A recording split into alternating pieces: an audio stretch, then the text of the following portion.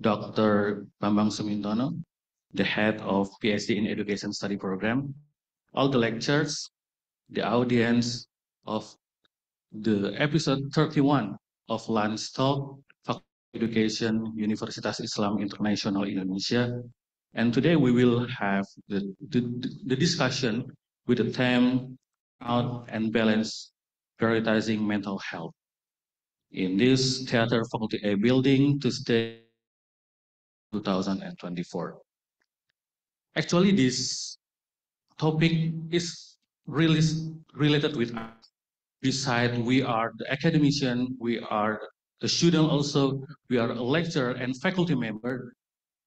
Beside our job to do the academic things, we also have lots of job description, doing a lot of tasks, especially if we want to do the assessment or accreditation, it will really, yeah, really related with us about something that usually we found in social media about burnout, mental health, and etc. But in this time, we will not try to find out by trying to understand what is burnout, what is mental health, because now we have a prominent speaker that will tell us about what is burnout and its correlation and how to handle it.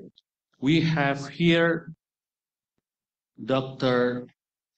Ade Ivamurti MSc.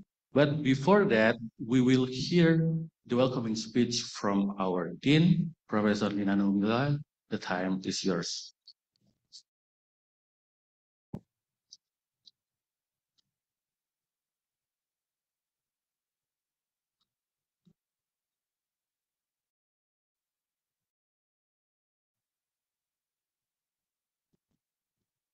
Thank you. Thank you, moderator. Bismillahirrahmanirrahim. Assalamualaikum warahmatullahi wabarakatuh. Alhamdulillahirabbil alamin wassalatu wassalamu ala Muhammadin sayyidil mursalin wa ala alihi washabihi ajmain amma ba'du. I would like to thank you very much for the coming, the special guest from Sampurna University. At the moment, we are in the semester break, so without you, this auditorium is almost empty because yeah, it's only a few students who come here. Hopefully, they can still join online. So welcome to our campus. I'm really grateful to you coming together with your rector and three deans, yeah. Pak Tony, the dean of the Faculty of Economy and Business, Pak Eka, the dean of the Faculty of Education, Dr.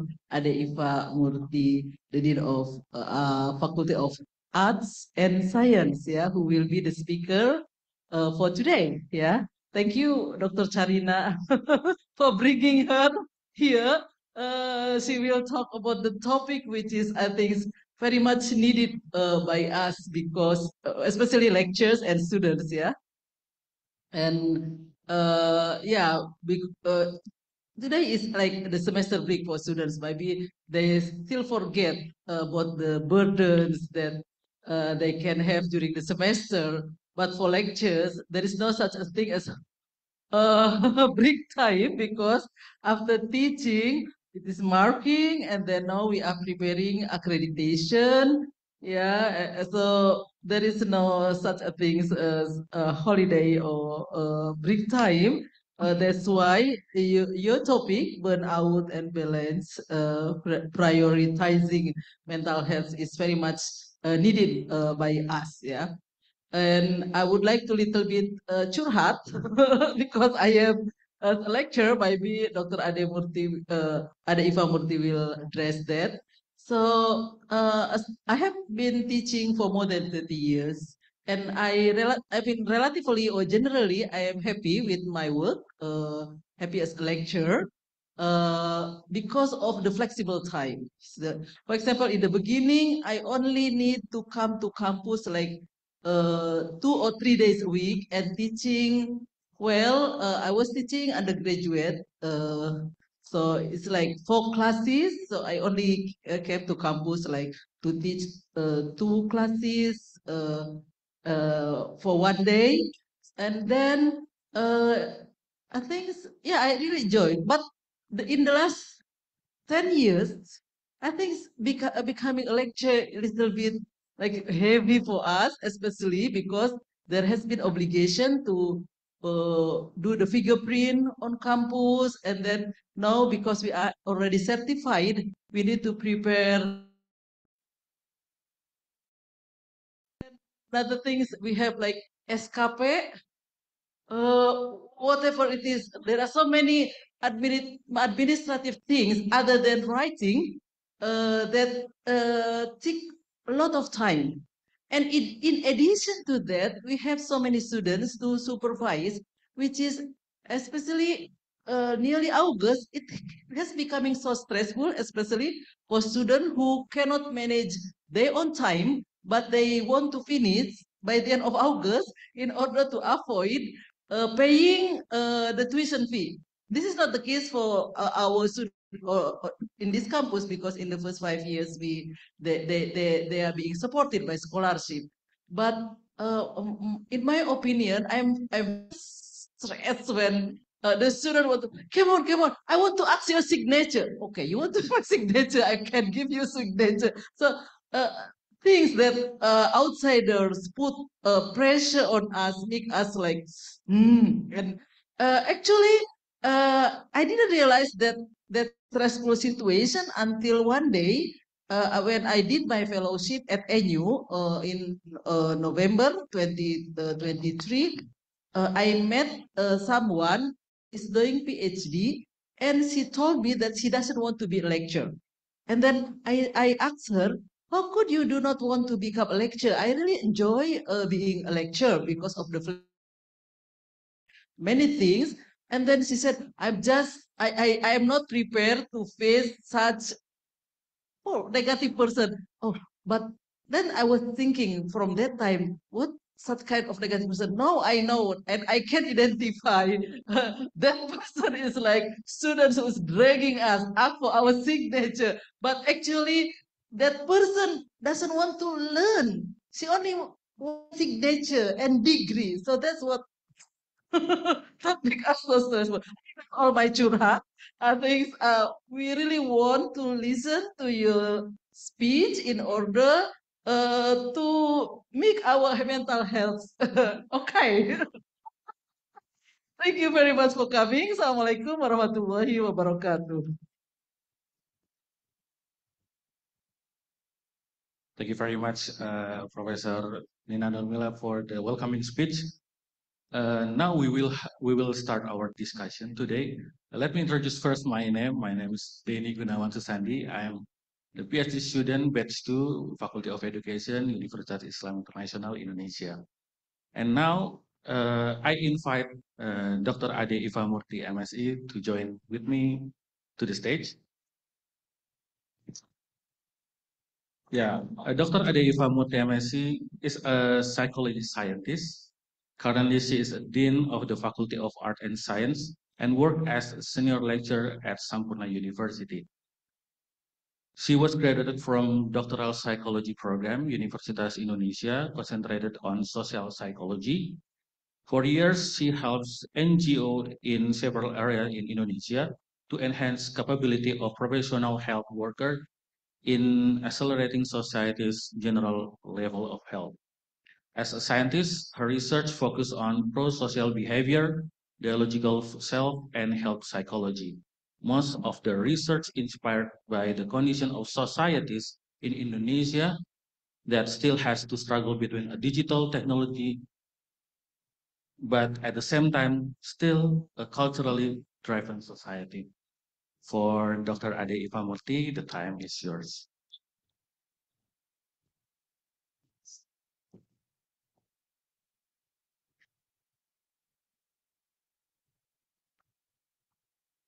Thank you so much.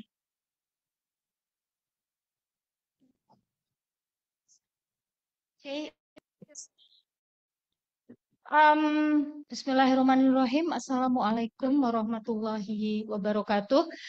I'm a little bit nervous because after listening to Madam Dean, curhat colongan, then I feel so, wow, there are so many things that I have to explain, but it's okay. Thank you so much. I really appreciate your invitation to talk in this lunch talk number 31. Thank you, Madam Dean, Professor Nina Nurmila. And then also I have to say thank you to my sister, Dr. Charina Ayu Rizkyanti.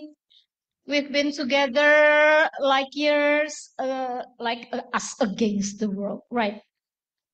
And I think this forum is a very, how to say, is conveys the idea that a forum can be so serious, but later, but you just conduct it in with a more laid back setting, right? You don't have to be so serious that you cannot smile. This theme subject is like, for us psychology scientists, is like one semester, right?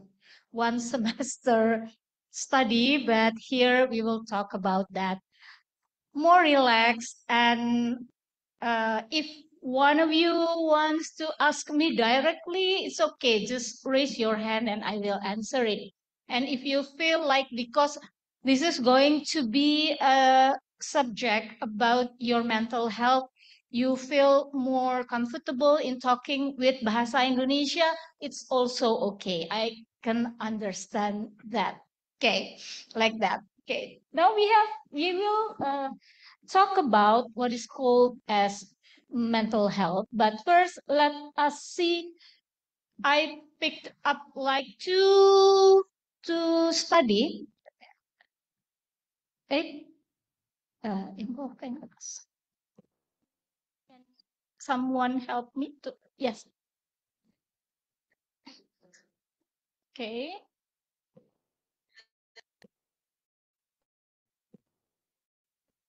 Yeah, this one. Okay, sorry. So this is a study. Let us see first the study from Kotera and Kotera about the Indonesian higher education students. The findings said that Indonesian higher education students having poor mental health conditions.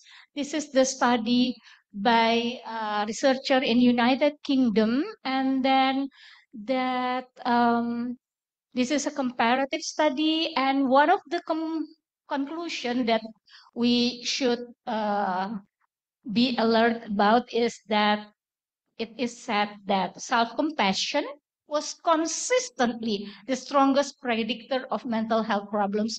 Later, we will talk about this, okay? This is Kotera et al. 2024. This is very interesting. And then, this is from the book by Abelson et al. 2022. I think Prof. Nina is very familiar with this book, because this book is the new book about higher education, handbook of theory and research. And it's a little bit the same with the former one. The number of students reporting distress and seeking services has dramatically increased, especially after COVID-19 pandemic. And it is it was also emphasize that faculty like us, like Pak Eka, like Pak Tony, like Prof. Nina and me, we have to be very sensitive in sudden change, right? In student behavior, like drop in attendance or failure to submit assignment and so on. From these two studies, we will see what is the important highlight that we can get from that studies. Now, I have this Zoom self-rating anxiety scale. Who wants to play with me? You can use this and then fill in the fill in the measurement scale, and then the result will be sent it to your email directly. Does it work? Okay, yes, okay. Yes, I give you time. Is it okay? Does the code work? Okay? Okay. Relax, just fill in the scale and then the result will be sent to you directly.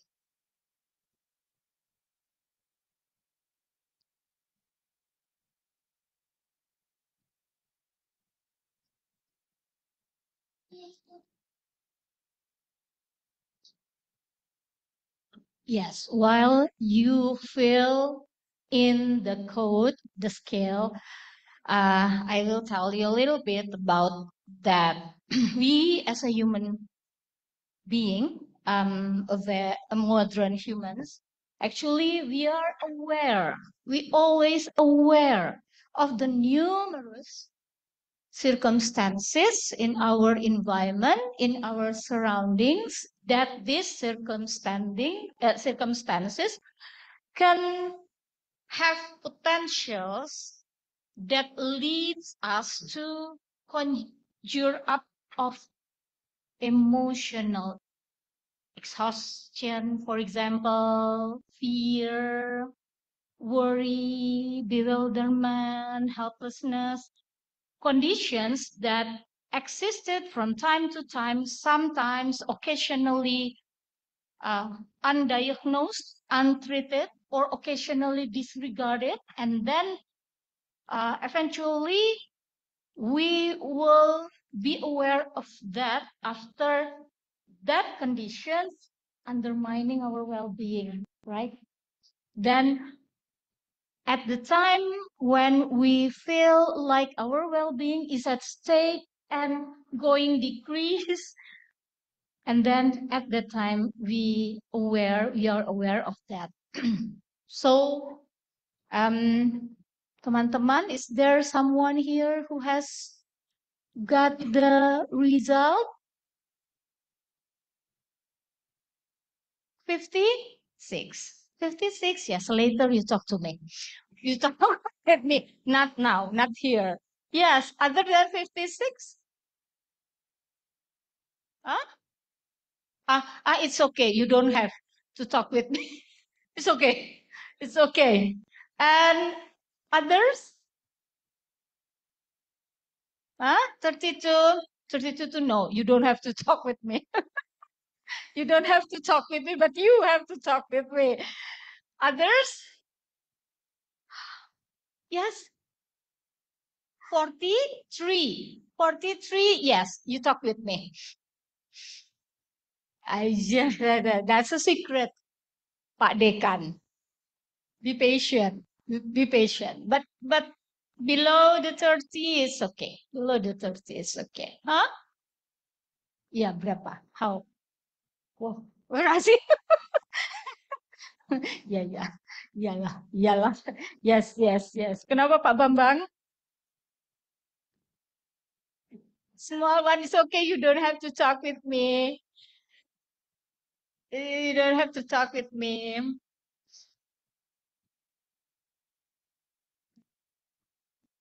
Is there anybody here besides 43, 56? Yes.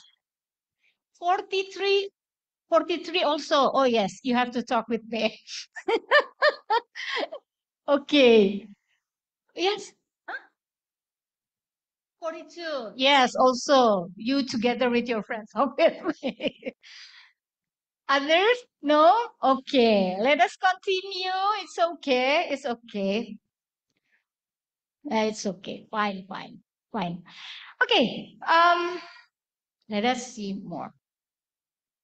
We talk about burnout today because right in your result of measurement scale, there lies the fact about if you are like over 30, is like over 30 or over 40, you need to talk about this kind of syndromes. But if not, then if you feel like I have very busy, ma'am, but I'm fine and I'm okay with all the flow of the activities, then fine.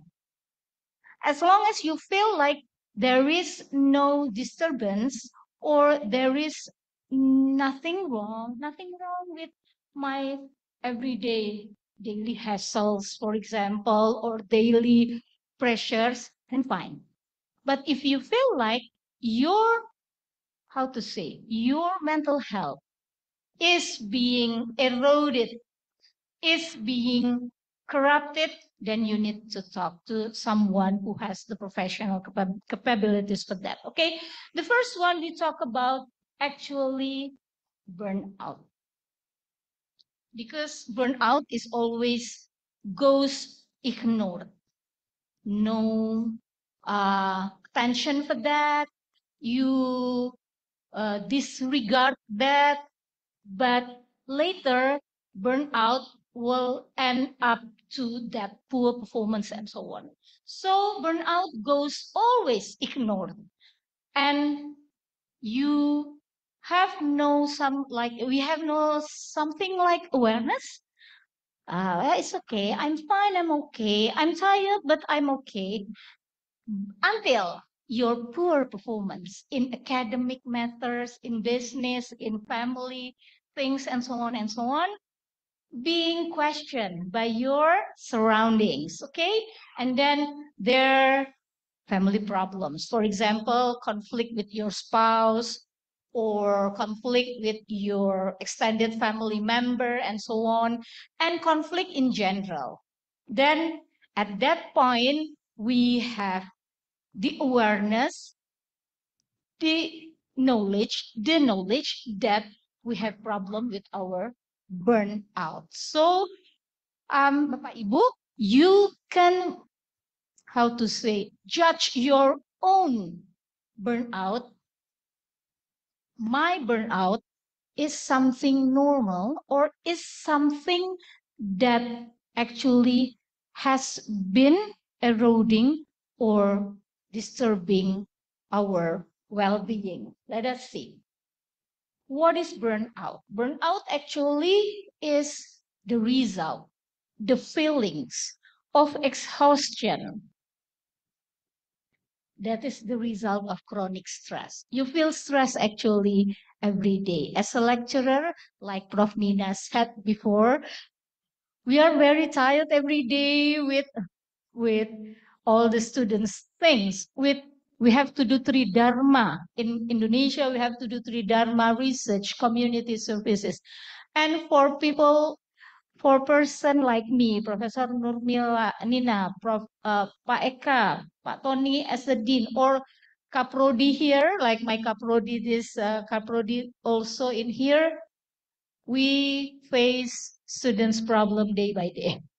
That's our daily hassles as an additional hassles from traffic jam and so on. So we have many additional hassles. So the result is we always disregard, we always avoid to talk about our burnout, that we don't feel like this is actually a chronic stress.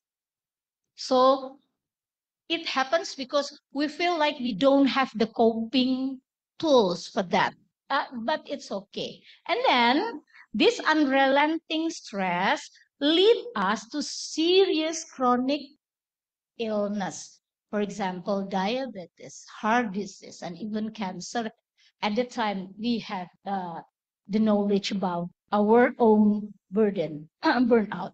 And then pay attention that probably you have sleep difficulties. If you feel so tired and then you cannot sleep, you have sleep difficulties, you have eating problems, you eat too much or you eat too little. So it's like the tip of dichotomies, and then headache, unending headache, anxiety, and so on. Okay.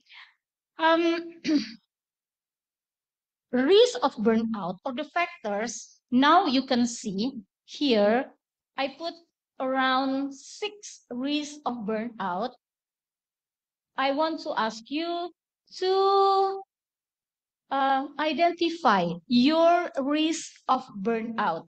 From these 6, which one that you think you have this risk, or how many risk of burnout factors that you think you have? The first one is excessive working hours. This is something that we always forget, especially when we have deadlines, when we have this. At the same time, we have to teach, we have to do research, but we have accreditation, and then we have AMI. Yes, right? AMI, right? AMI, and then we have several students with academic problems, and so on and so on. So we work excessive working hours, but we have no idea, are we okay? And then institutional dysfunction, usually when your family or your relationship with friends also cannot support you, and your academic institution, for example, cannot support you, lack of efficacy, lack of control, inadequate incentives. Okay, also inadequate incentives. I think Dr. Charina laugh a little bit about this inadequate incentive. Huh? That's right, ma'am. Okay. And particular stressful workplace. Okay. There is 6 risk of burnout factors. How many that you think I have? 2, 3. Please. Is there anybody here? The first, you don't have to mention like the first one, the second one. Just mention how many? 2 factors? 3? 1 only? Yes, 3. 3 factors. Others. Teman-teman, come on. How many? Yeah, 2. 2 factors. Okay, and you? 2 also. Yes, ma'am. 1. Wow. But the one I think is the most heaviest, right? Yes. How many? Dr. Charina Ayu. How many? Don't say that I have all, ma'am. Don't say things. Huh? No, you don't have that. Okay, Dr. Bambang. Only 2. Only 2. And kaprodi psikologi? The first one will be me as your boss, right? Oh my God. Okay. Okay. As the, how to say, when you go to psychologists, they usually will display it to you and ask you about that. But before going to professional psychologists or professional help for that, actually you can identify this by yourself. Am I working so excessively? And how about the support from my family, for example? And we have every right to identify this and see what is the risk factor that actually affecting us the heaviest, the most significant effect for us to be having an unending burnout like that. Okay? Okay, let us see. This is the burnout vicious cycle that from my study about burnout, you can see this, and please follow me, because actually if you want to stop or to enrich or to increase your mental health, you have to pay attention for this burnout cycle. Okay? Why did I say auspicious? Yes, because it's like a satanic cycle. You cannot stop it unless you have the will, the strong will to stop that cycle. Okay?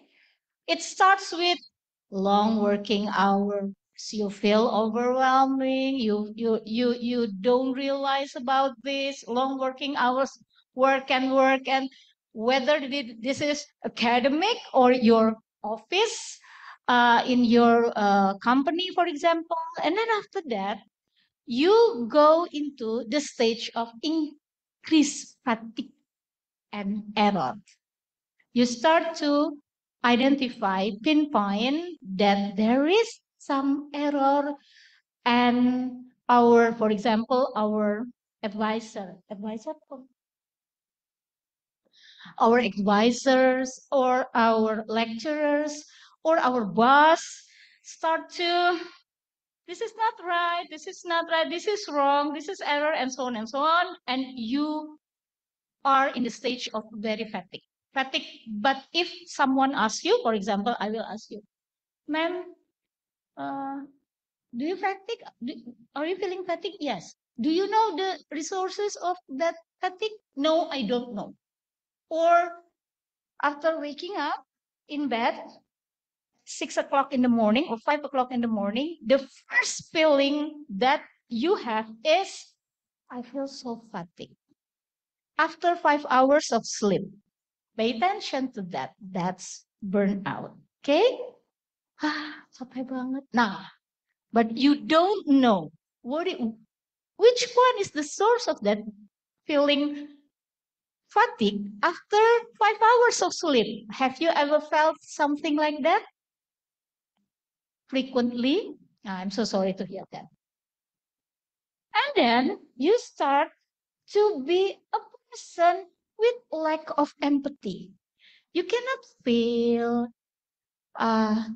someone's feeling. You cannot feel that actually your friends or your family needs you.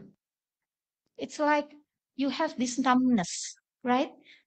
I saw someone here who laughs every time I said something. I'm a little bit suspicious that he is in the middle of a very heavy burnout. Okay. You feel like you cannot sense other people's feelings. You cannot sense other people's thinking.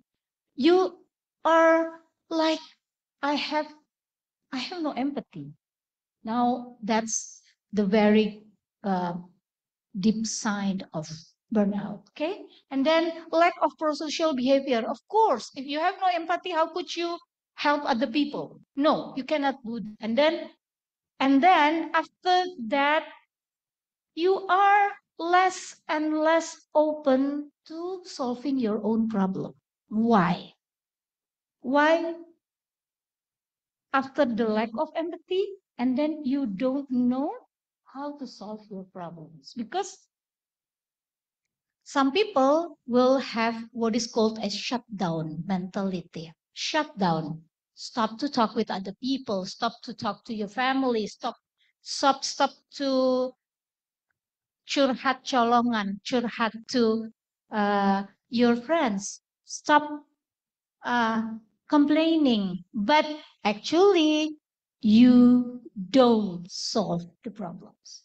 That's heavy. That's heavy. And then your performance, of course, decreasing, and your boss or your advisors or your lecturers or whoever give more and more pressures. So it is a vicious cycle where in this 5 stage that you think you can cut out.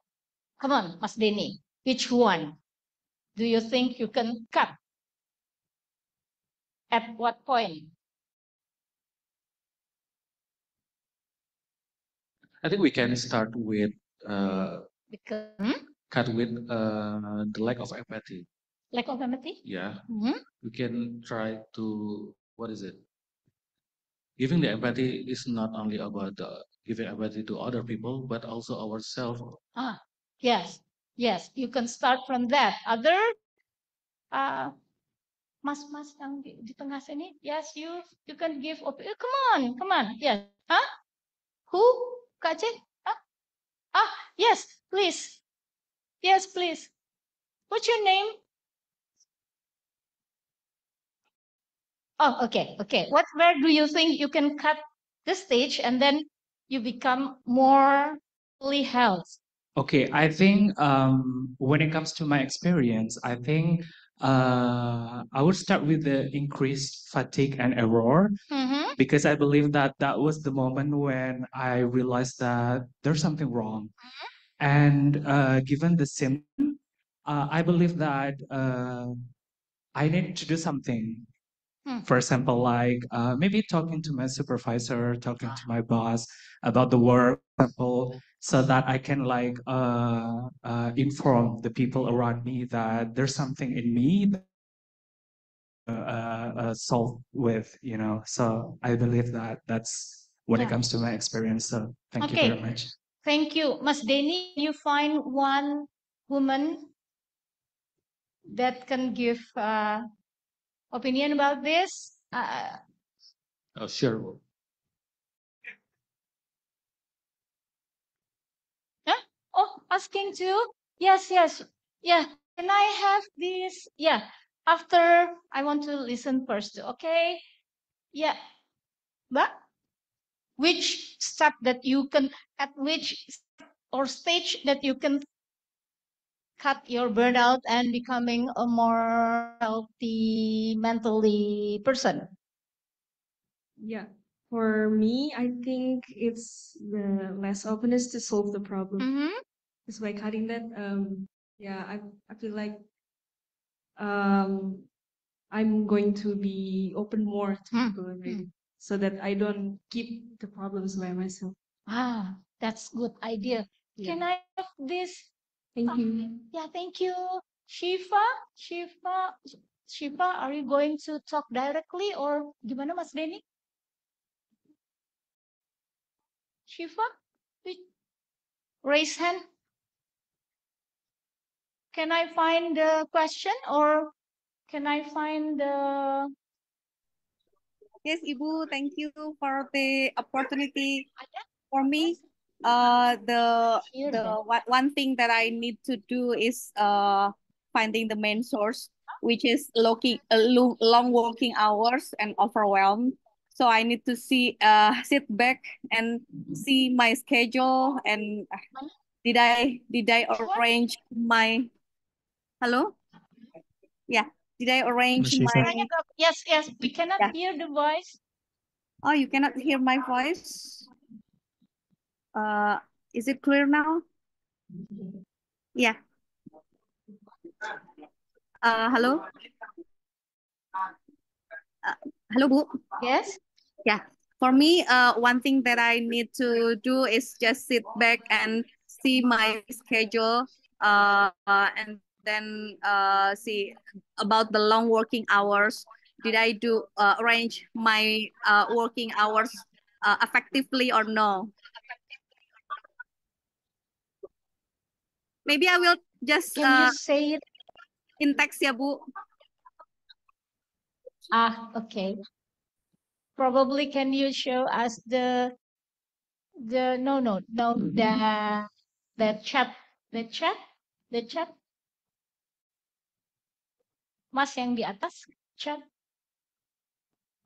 can you? Oh, two people answered okay later I will continue. Okay. um you can actually you can have the your self awareness about this, and then you know that you have to stop this vicious cycle of burnout becoming worsening in your mental health. But what we have to understand right now is that burnout, like I have said before, is how to say, is our uh, risk factor is our negative factors that will that as the result of our burnout, untreated burnout, and then you become mentally unhealthy. So actually, what is mental health? Let us see what actually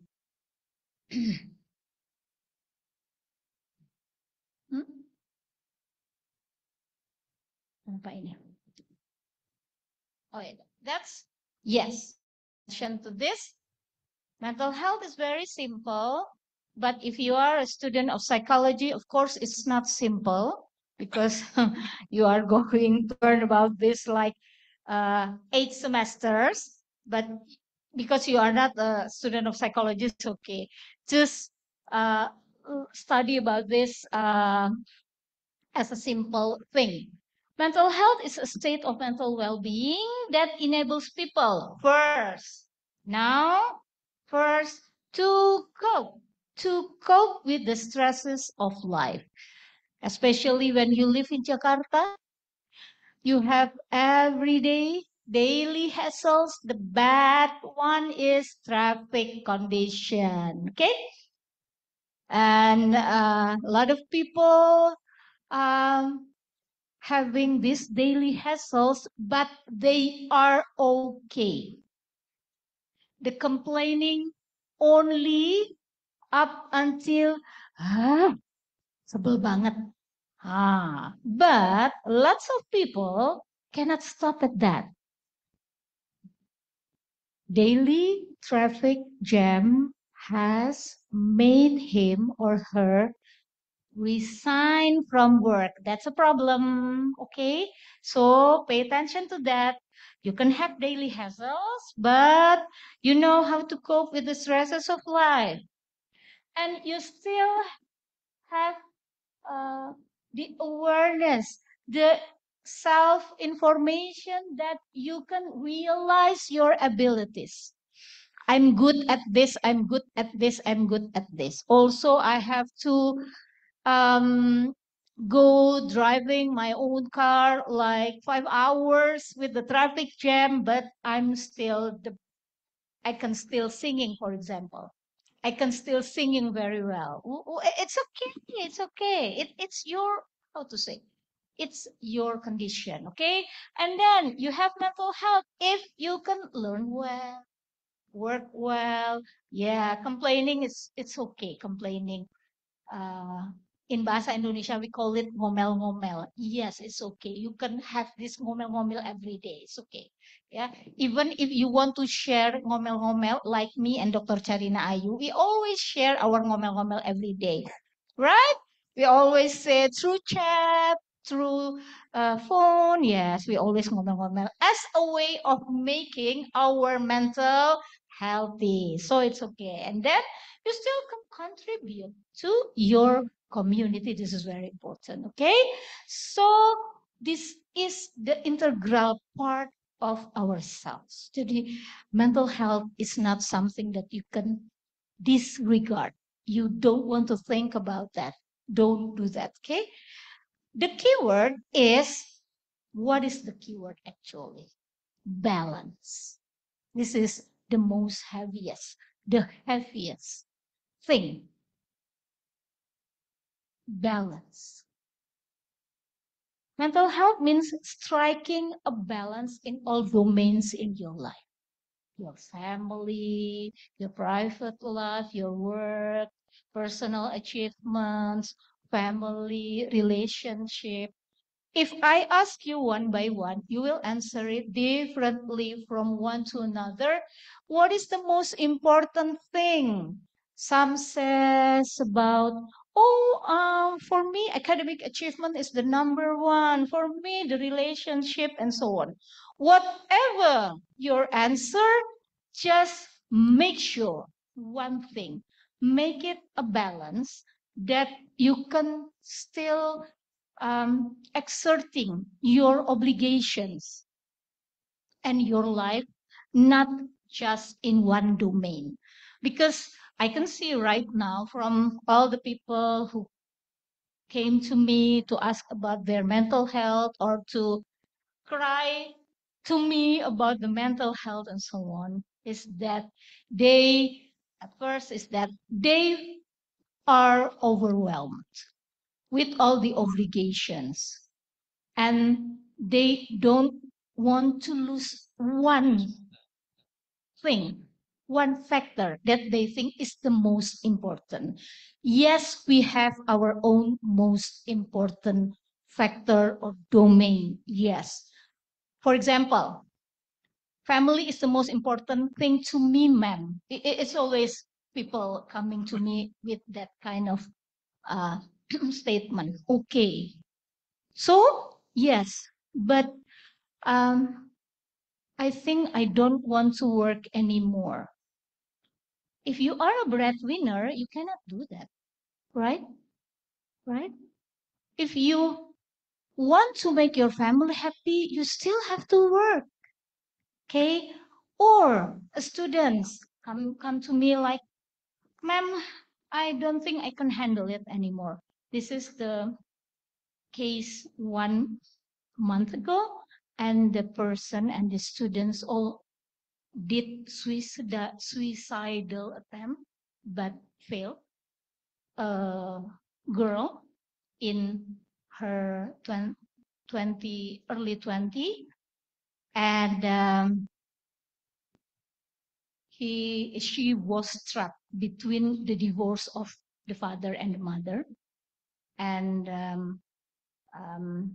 she felt so overwhelmed because she felt that I have the obligation to my mom, but I also have the obligation to my father, but I cannot help them because I'm in the middle of tugas akhir. So she felt very so many pressures, and I think I have I just end my life right now. So please pay attention to that. Balance is something that is like being a pilot. Being a pilot, a young pilot will only has like a fewer flying flying hours, but the more you are having flying hours and you become expert, then you know how to go into balance. I know it's not easy. Later, please ask me about this. Balance is something that can make you mentally healthy. Yes, you have obligations as the pejabat in universities or wherever, and then but you still have the family to take care of, and then you still have friends, and because of your busy days you cannot have social life. For example, you have to analyze that you are the one who knows about your own priority. Okay, and then reminder, every day we deal with pressures and obligations, okay? And it can leave us feeling overburdened and forced to balance our responsibilities with our personal needs. So we have our responsibilities as workers, as a staff, as students, and so on, but we also have our own personal needs. So please pay attention about that, because this balance that can make you still in the awareness state whether I have burnout or not. So you have this kind of awareness, okay? And then the second one, since you are the one in charge of managing your mental health, okay? So you should begin by determining the conditions that put you at risk for mental illness. So you are the one who has the knowledge, information, and the attitude to determine what kind of conditions that you think will put you at risk with mental health, for mental illness, for mental condition, okay? And then what is the last reminder is the word to keep is self-care. Please remember this, put this in your mindset. Self-care. What is self-care? What is self-care actually? Self-care is very simple actually. is the time you take just for yourself. Engage in hobbies and physical activity, whatever you like, do that. And then spend your leisure time covertly. Why do we have to do covertly? Why don't we do it overtly?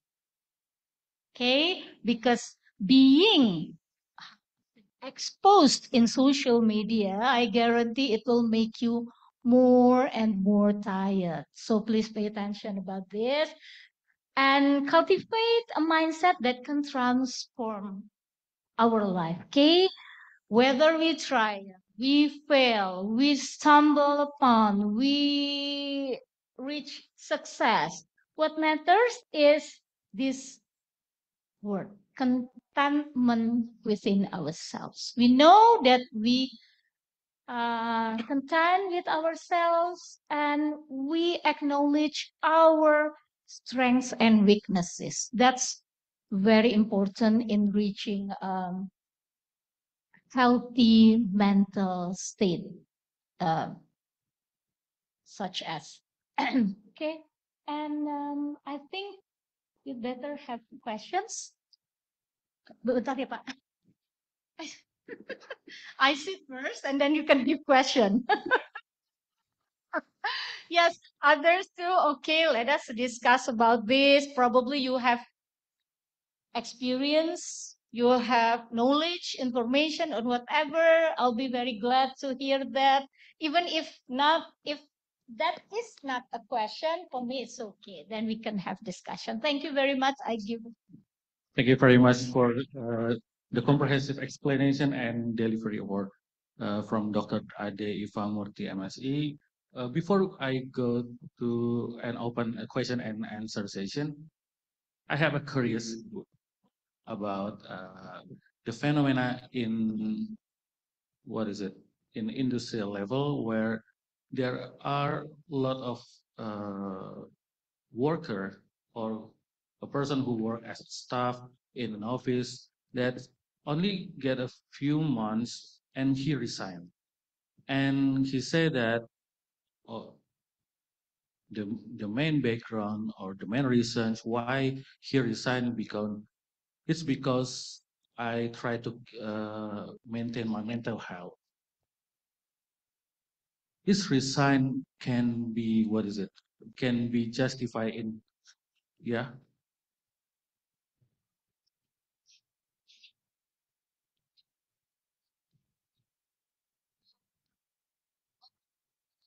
Your low level of willingness to work hard, to fight hard, and this your strategy for enriching mental health, because you have to ask first that person whether actually she or he resigned for I don't want to fight anymore, or resign because that really self-care is not that easy to have this discriminant factor about resigning, in my opinion.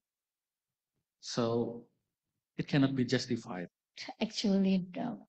Yeah. Actually, unless, except if the person who resigned actually really like being bullied, that's the expertise of Ma'am Charina.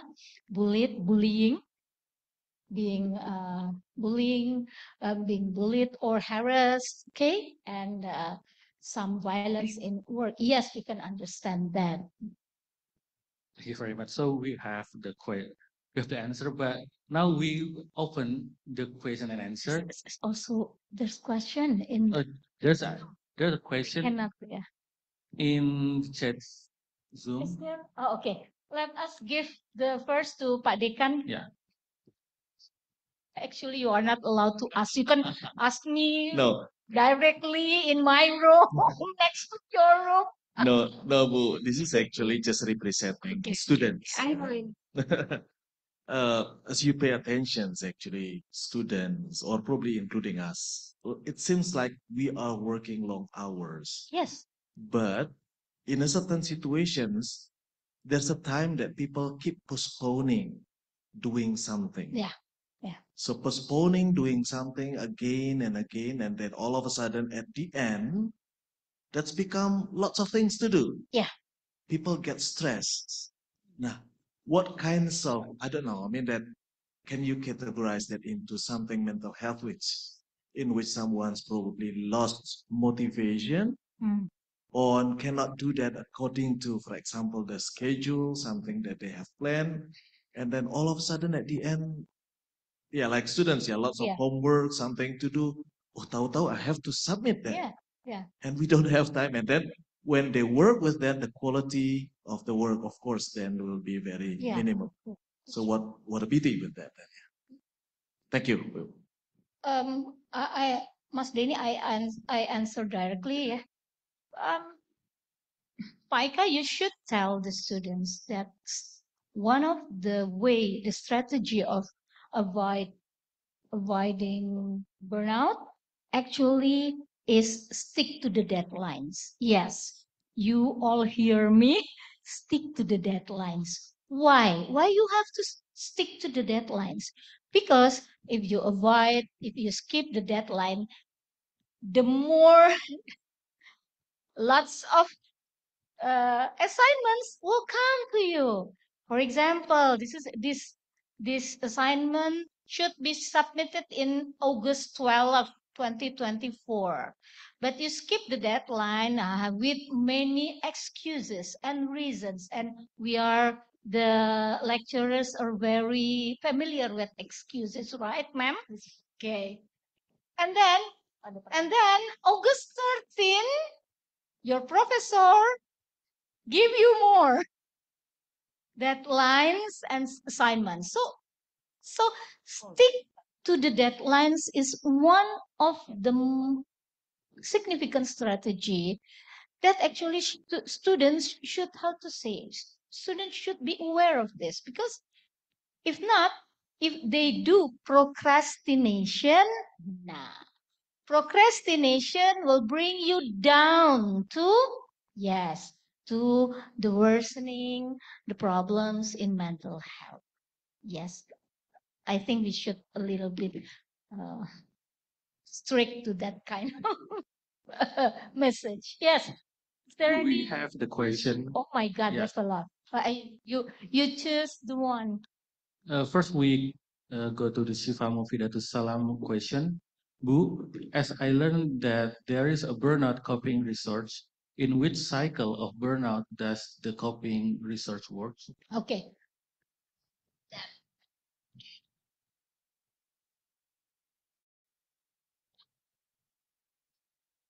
Can you?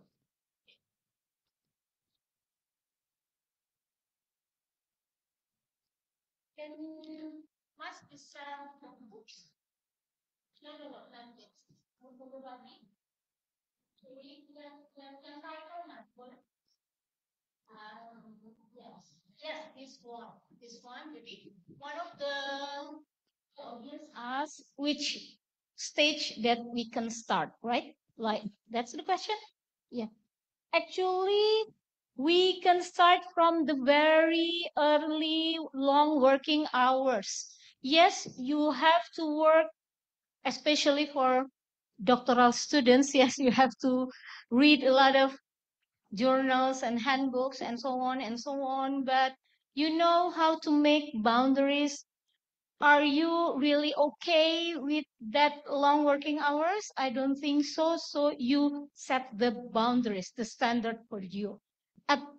For example, you come to the university from 8 to 9, for example, right? 9 p.m. I mean, yes, right? Usually we stay until 9 p.m. Yeah, 9 p.m.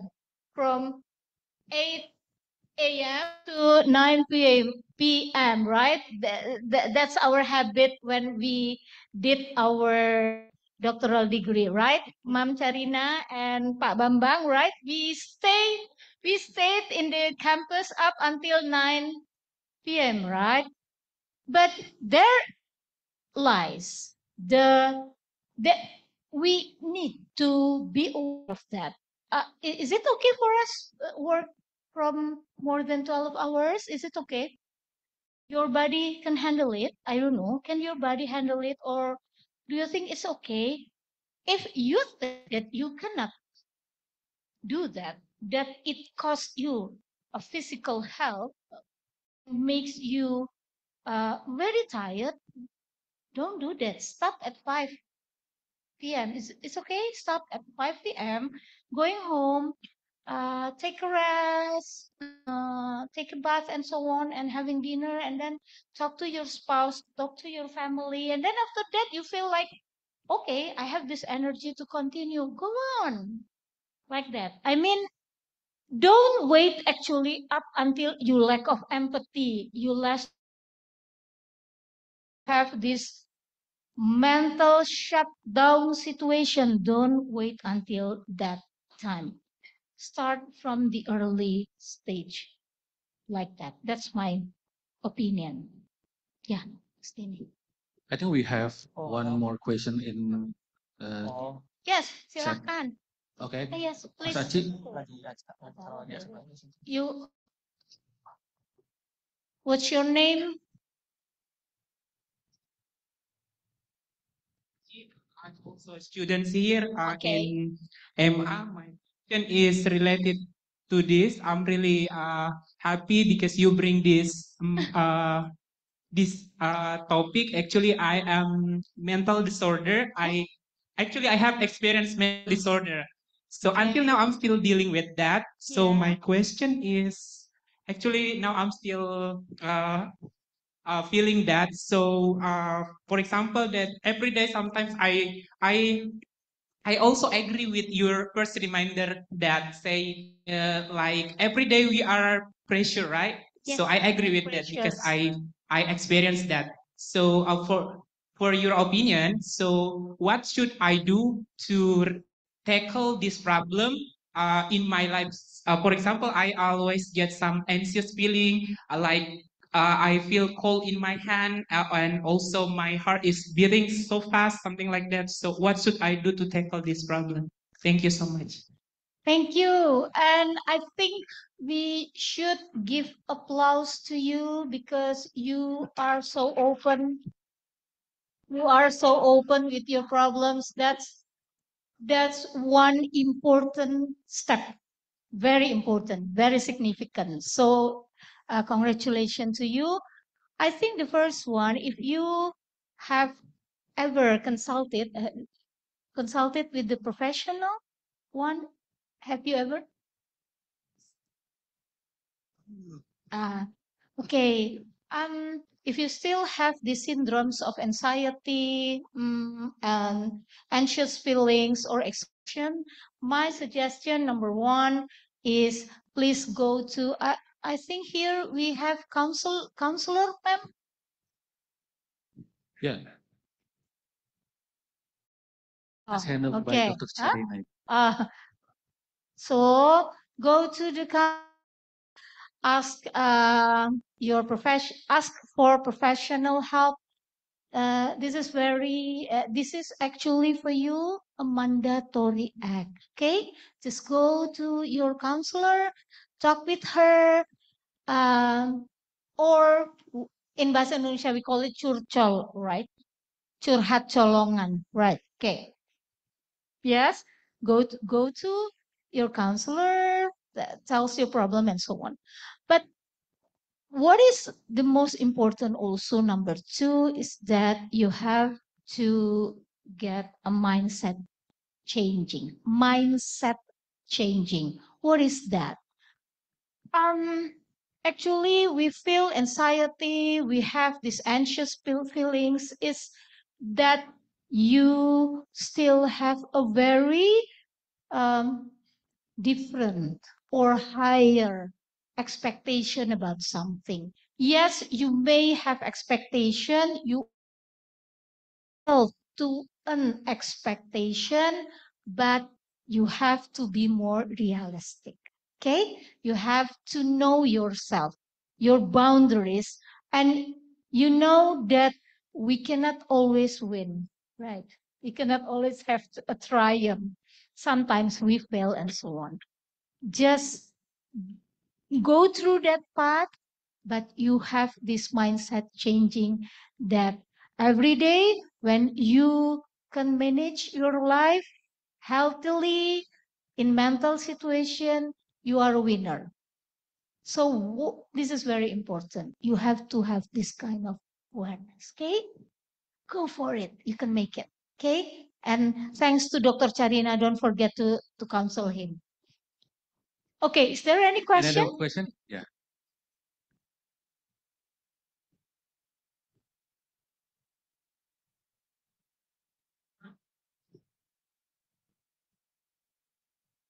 Yes. Thank you, Budikan, for the wonderful presentation. So, my name is Mahmoud. I'm from Afghanistan, Ah. and I have a child. So I usually, You have a child? yes, I usually take him to the daycare, and sometimes, as you mentioned, that I'm a pilot of long distance, so I have different destinations to fulfill. So most of the time, when I take my son early in the morning to him, so I lose temper. So oftentimes, because of that's one issue that I lose my temper sometimes because of my son's. He's in the mood. Sometimes he's not in the mood to go. That's one thing. And sometimes I come across some confrontation between my academic obligation and family responsibilities. So I just want your advice. How do I tackle that? Thank you so much. Thank you. So because sometimes academic obligations outweigh my focus and family remains in hindsight. So that's Yeah. thank you so much. I hope you understand my question. Thank you. And you live in a long distance relation with your family, right? My wife is also here. she's also a student. Okay. So yeah, Oh, in different dorm. different domains. Yeah. It's okay. Yeah. And you're the wife of Mr. Mahmoud. Do you want to talk? Because I have to hear in balance. Is this the same problem? Do you want to talk about that? So I have a balance of opinion about this. Okay. We have the same problem, ma'am. I'm also a student, so And you are easily triggered to be angry also? sometimes, ma'am, yeah, because I have more responsibility. Yes. Yeah. Yes. Okay. My answer is short. This condition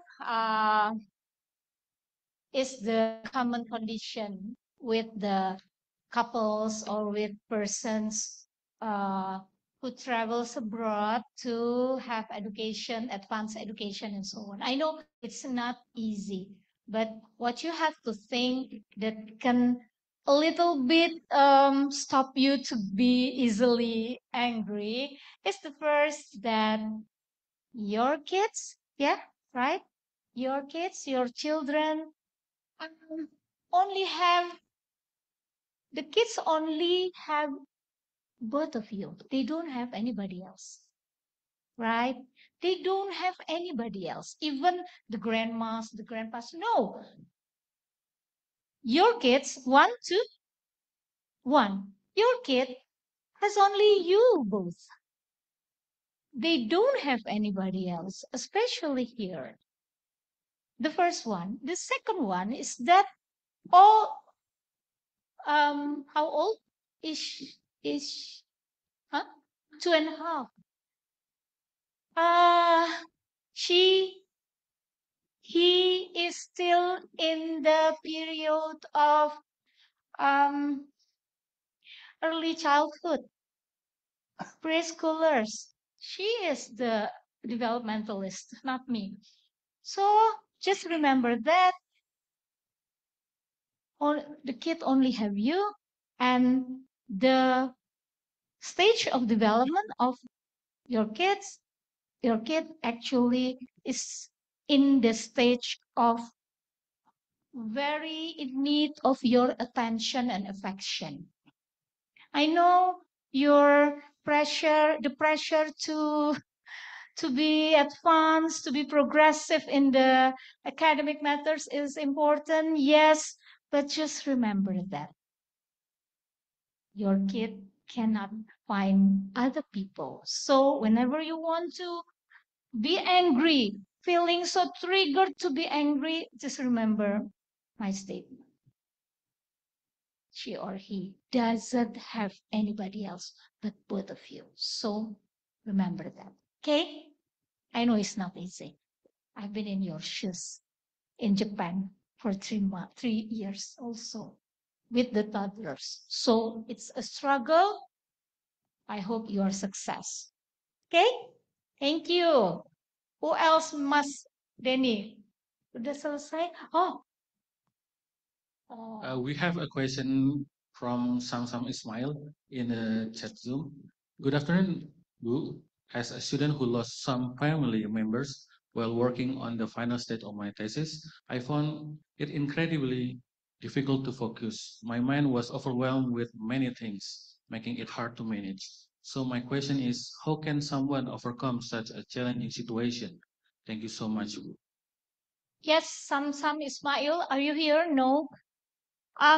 If you have some grievance about this, if you are still in a grieving time, what I can say to you is that please be aware and acknowledge that you have matters, the sad things that you have to, how to say, to contemplate. It's okay. Take your time. Don't avoid it, because the the the most important thing of this grieving time is that you have the acknowledgement in your mind that you are not okay. It's okay. The confession of not okay, it leads you to an okay situation. Don't avoid that and then say things like that. Baik-baik aja. I'm fine. I'm okay. No, don't say things like that. Don't say things like that. Acknowledge. I think I cannot deal with this. For example, with this, the loss of some family member. I think I want to take some time. Take your time, Samsam Ismail. Pak Ismail, take your time, acknowledge, and then you, how to say, you manage some things that will make you cannot focus, whatever it is. For example, the financial things or the family things or whatever, and then after that go into your focus once again.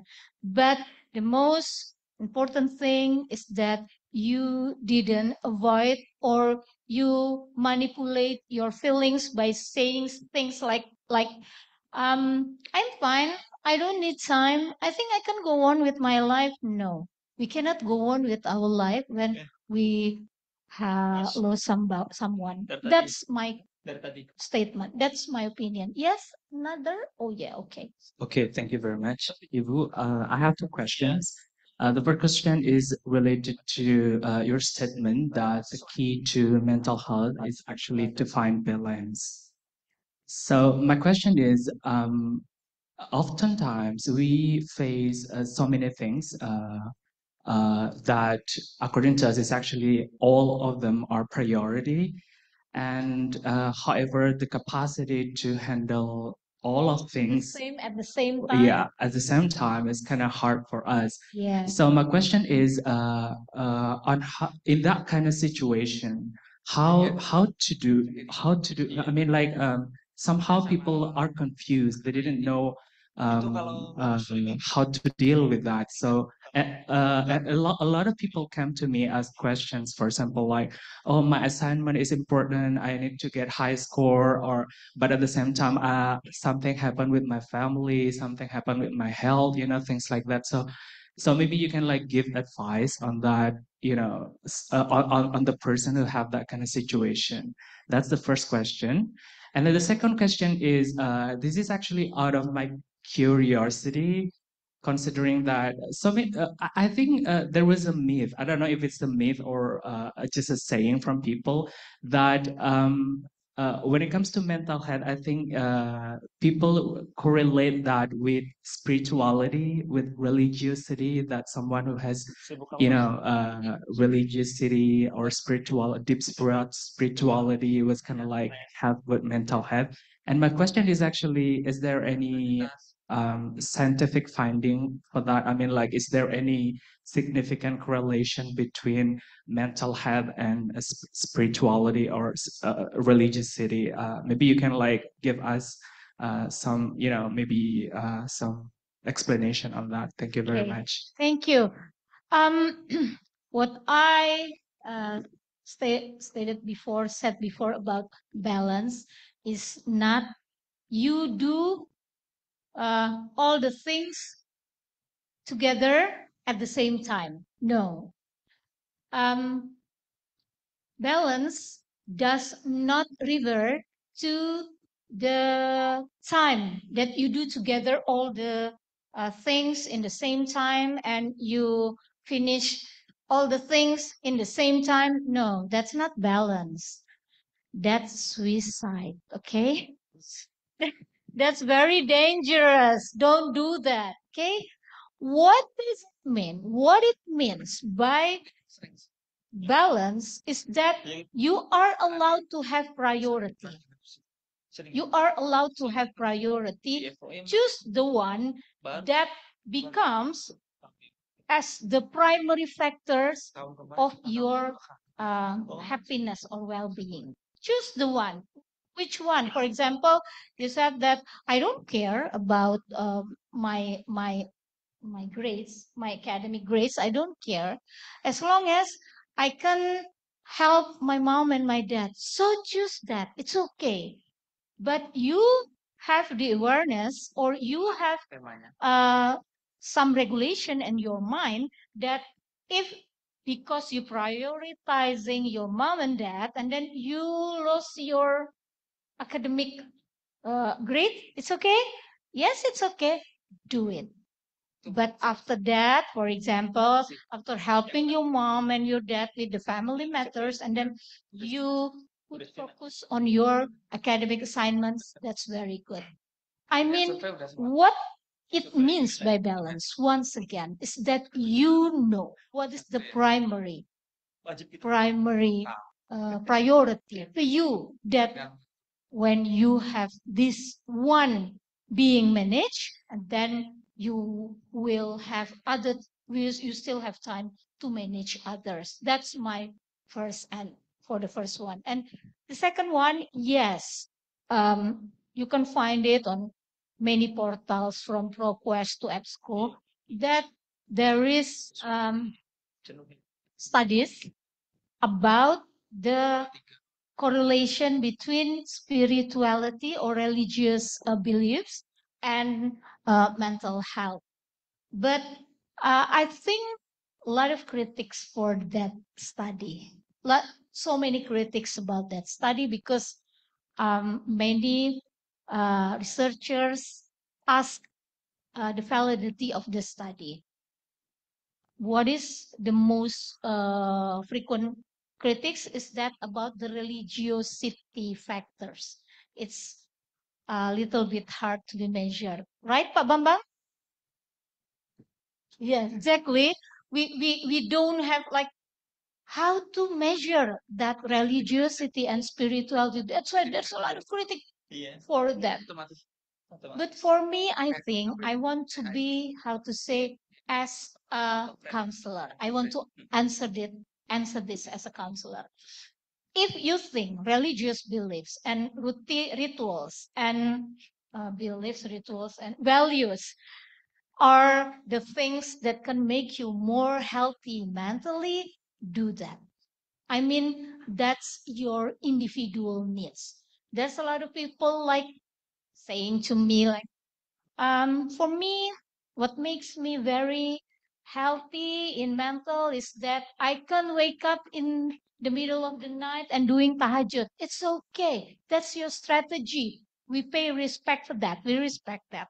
If you feel like after salat tahajjud, and then you feel like I'm so relieved, I don't have something, that's very good. That's your individual strategy. But if you feel like that's not my cup of tea, okay, then okay. A lot of people will say that's not my cup of tea. I don't like that. It's okay also. You have your own strategy. Just make sure that you choose whatever it is, your own strategy as something that is very effective to you. You are the one who knows about that. Thank you. Oh yes, yes, ma'am.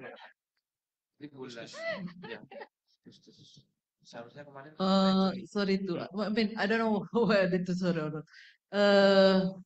Uh, I heard one of the speaker that we invited says that I never take any office work to my home, and that's in contrast to me.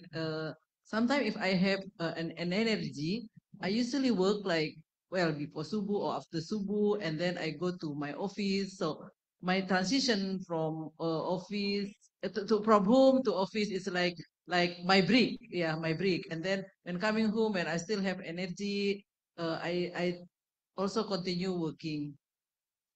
What is, I mean, I ask again about the balance. Sometimes, okay, I'm very tired after returning home, so I just do not work. But sometimes I'm thinking, what am I going to do when I don't work? So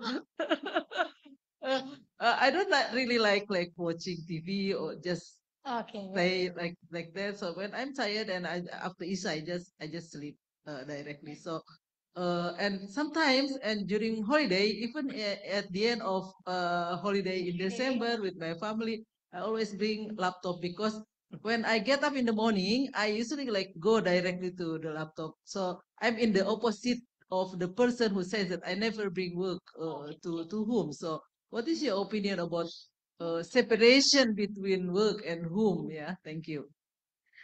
In psychology, the separation between uh, work and home, personal life and work is right now is very flourishing, ma'am. So the studies has been very enriching and increasing in numbers because a lot of um, people loves to know how we can make balance in our work life and our personal life. Actually, work-life balance is something very so many studies about that. If you open just one portal, you can find it like thousands and thousands of studies about that. But I think I'm so sorry, but I will voice my own opinion. I'm so sorry, but I think we should have our own personal life, not just our work life. I mean, yes, we have to work, and as the dean and director, as the dean or director or the kaprodi, we have like pressures, unending pressures, right, ma'am? After API, we have accreditation. After accreditation, we have this, we have Wisuda, we have this. You cannot, and there's no end for that. But I think you should identify by yourself. What is your hobby, for example? If you feel like I really like gardening, then do that. It's okay. Take your time for that. And I think what you ask me actually is because you have this deep guilty feeling, right? Every time you skip the office work, you feel so guilty. Actually, nobody will blame you for that. So I think um, as we grow older, Prof, we should have more time for ourselves. What is something that you like? If yes, the same. I don't like watching TV also or Sinetron. Yes, I don't like it.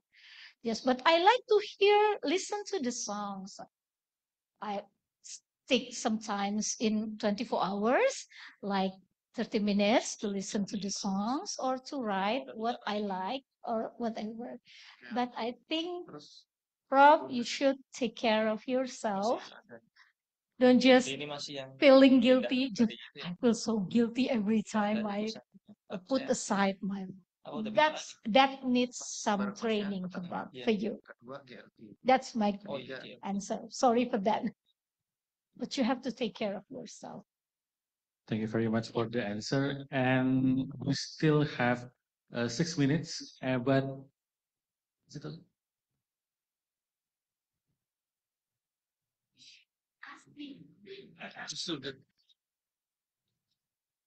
Thank you. I just want to, yeah, I just want to share about what you know, like explained. Probably it can help you, like some students for their, you know, like coping with their mental well-being. I think it's the most important thing. Lately, you know that Ibu Dr. Ipa that we have, you know, like long working hours, like you said, akreditasi, AMI, etc. However, in my personal opinion, what makes me like still wake up with smile is just because when I came to the university, I know that my colleague, they are very open and support to each other, you know.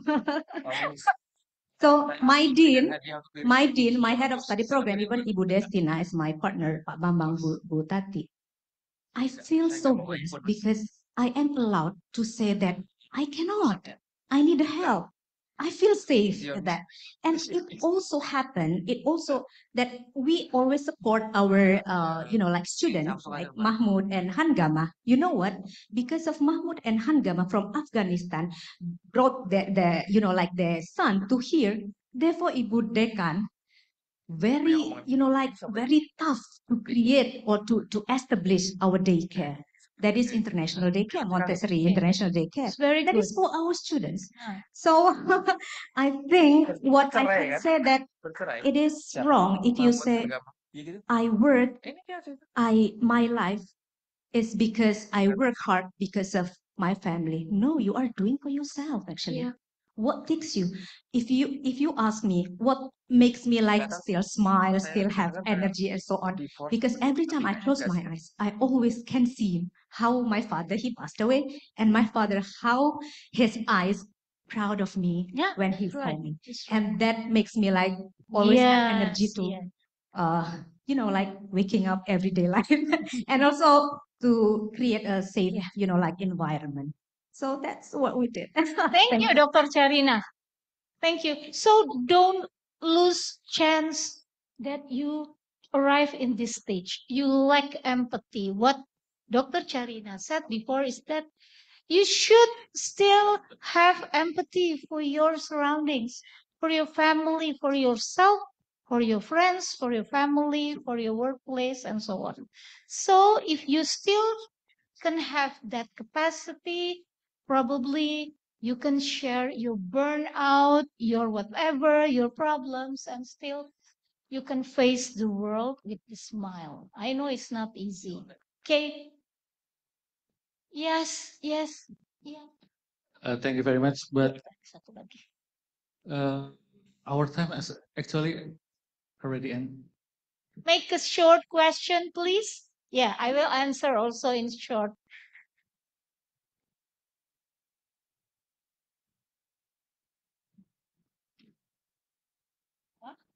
Thank you.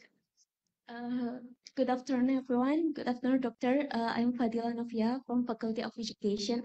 I'm MA, and I just want to share or ask your opinion because I heard about the correlation between religiosity and mental health from Kak Supriyono before, and because I was majoring Islamic education before, and then I now curious about mental health issue, and then I researched and read, and then I figure out that in Islam itself, in Quran, Yaqub alaihissalam, when he experienced grieving, he also cries until become blind. And then I realized that Maryam in Surah Maryam, she experienced suicidal ideation. Like, qalat ya laitani ma mitu qabla hadha wa kuntu nasiyan mansiya. Why I don't die and everyone will forget me. And I try to, what is it? I try to write, but it's still in the process of writing because I analyze it with theory of Abraham Maslow that Maryam at that time lost his basic needs, self-esteem, social needs, and then she cannot utilize herself. And it is interesting because the ayah is like sequence and organized with Abraham Maslow theory that Jibril provides her basic needs and social needs and self-esteem, and until she can like, you know, we cannot be in that surah that she becomes a mother, and she cannot become a good mother until she herself be compassionate in herself first, like fulfilling her needs first. That's just sharing and ask your opinion. Okay, thank you. Okay, this um, Mbak, Abraham Maslow theory actually right now is for psychology we didn't use that theory anymore. I mean, it's heavily criticized by many researchers and students and so on and research. So Abraham Maslow is not a little bit, but outdated for most. So if you ask me, like, whether self-compassion will motivate us to be better, yes, of course. Self-compassion in terms of that we care for our goals, for our motivations, for our thinking about something. So it's okay. Self-compassion is not just something that feel pity about yourself. No, self-compassion is that you know where you are going to, which way. Do you want to go that way or that way? It's up to you. You have this self-compassion. You feel that you know yourself well, and you know that if you go that side, you are not going to be a better one. So that's a self-compassion actually. So in your story, um, in the story about Maryam in the Quran, I think that's not the reflection of Abraham Maslow theory. Probably it's another theory. But yes, when you feel like you have fulfilled your basic needs, but that's not basic needs. Being a mom is like your dream come true, right? It's like something that that really motivates you, that will make you have the new energy to go, and you know that you are going to be okay whatever the circumstances will be. I think that's my opinion.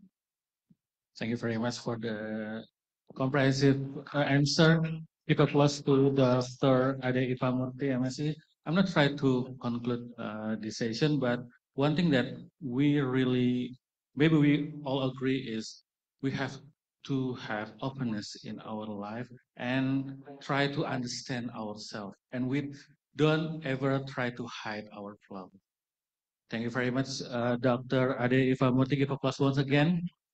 We we arrived to the end of this session. Thank you very much for your coming, for the all audience, all the lectures, and the faculty member and the members and all staff from Sampurna University. Thank you very much. And we will have, thank you very much, Director of Sampurna University. Thank you for your coming.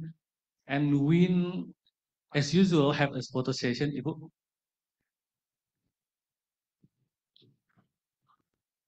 Okay. We have the special package from Faculty of Education.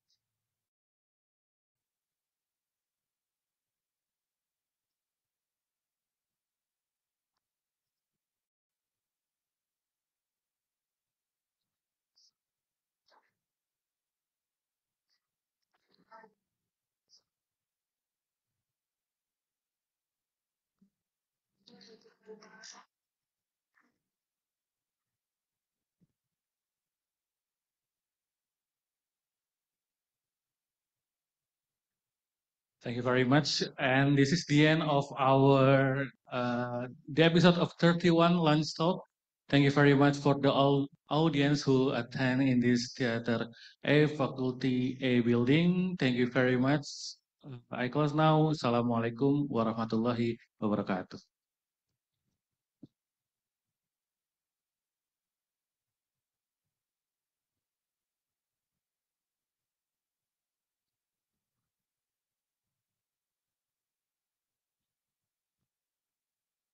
Ini ya.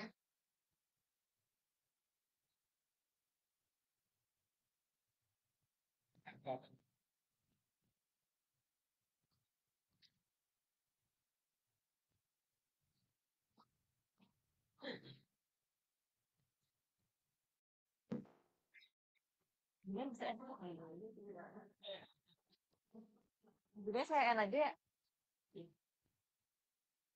Kan kalau di ganti tapi ini ya. Ini bisa dari sini aja, Mas.